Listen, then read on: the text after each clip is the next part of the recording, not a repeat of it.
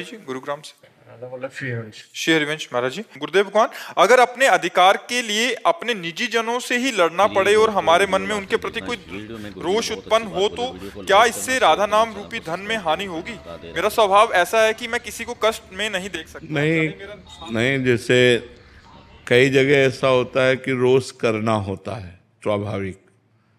जैसे गुरु को शिष्य पर दोष दर्शन करते हुए उसको निर्दोष बनाने के लिए कड़ा स्वरूप प्रकट करना पड़ता है।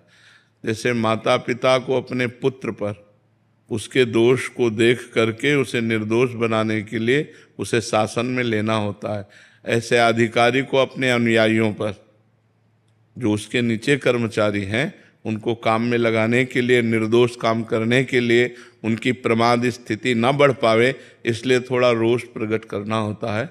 पर वो स्वांग माने अभिनय मात्र होना चाहिए, हृदय से क्रोधित नहीं होना चाहिए। थोड़ी देर के लिए अभिनय हुआ, अभिनय होना चाहिए, ना कि क्रोधित होना चाहिए। क्रोध का अभिनय और क्रोध में अंतर है। निजी जनों से महाराज जी, जैसे कोई जमीन संवाद हो गया या घर परिवार का, उसमें महाराज जी कैसे? हाँ, तो क्रोध का अभिनय करना होगा महाराज जी, लेकिन मैं उनका दिल भी नहीं दुखाना चाहता, मतलब मैं खोना नहीं चाहता उन लोगों की छोटी सी जमीन के लिए या फिर किसी और व्यक्ति के। हाँ, तो छोड़ देना चाहिए, फिर उस विषय को ही छोड़ देना चाहिए कि आपको जो लेना है आप ले लीजिए और शांति से रहिए, आनंद से रहिए।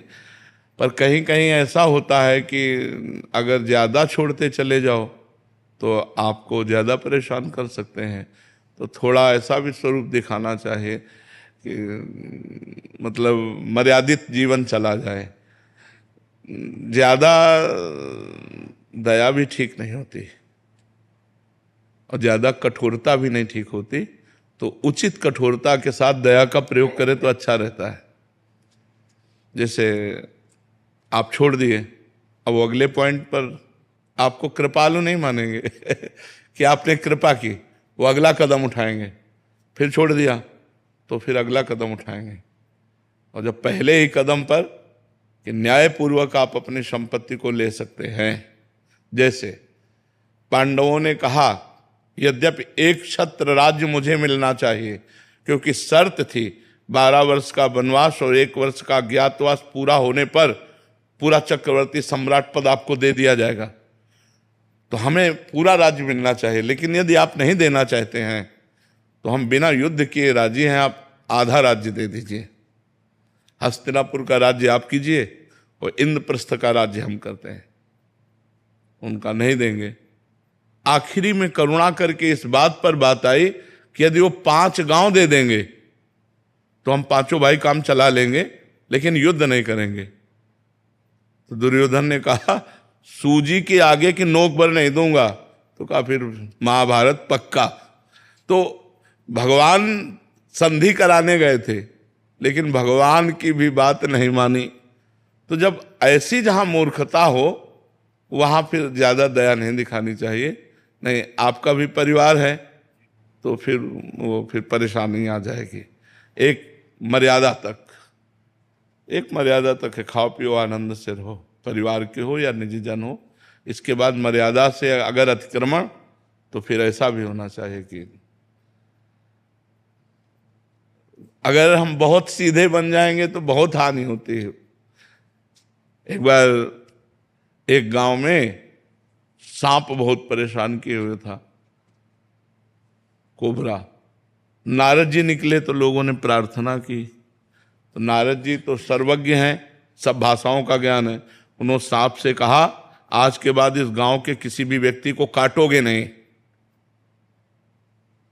आज्ञा मान ली नारद जी की। तो 2 दिन बाद लौट के आए तो सांप घायल पड़ा था। तो उन्होंने कहा अरे तुम्हारी ये दशा कैसे हुई? बोले आपने करवाई। बोले क्यों? बोले आपने कहा काटना नहीं, तो जो आया ईंटा मार के चला जाता है। बोले फुसकारने को थोड़ी मना किया था, काटो मती, फुसकार मारो लंबी। तो बस काटो मती, फुसकार मारो फुसकार नहीं मारोगे तो तुम्हें घायल कर देंगे लोग।